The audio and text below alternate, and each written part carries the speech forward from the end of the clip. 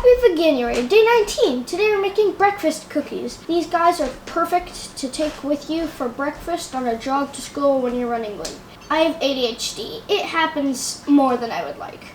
Preheat the oven to 350 Fahrenheit. Line a baking sheet with a silicone mat. Use a food processor to blend 300 milliliters of rolled oats into a fine flour.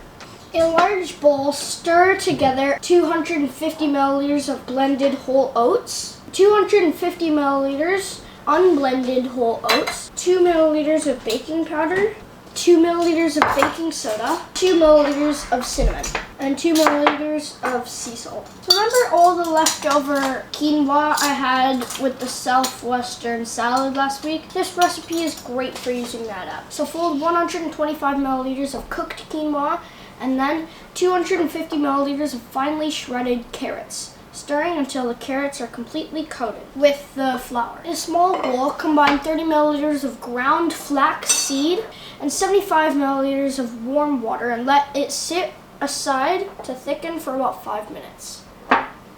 In a medium bowl, combine 125 milliliters of almond butter, 60 milliliters of melted coconut oil, and 125 milliliters of maple syrup, one of the 4 major food groups. Stir in the flaxseed mixture and the wet ingredients into the bowl of the dry ingredients, and fold until just combined, being careful not to overmix. Stir in 125 milliliters of sunflower seeds and 125 milliliters of dried cranberries. About 60 milliliters of batter for each cookie onto the baking sheet.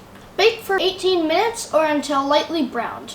Cool in the pan for 5 minutes and then transfer to a wire rack to finish cooling. When the cookies are completely cooled, they can be stored in an airtight container or frozen.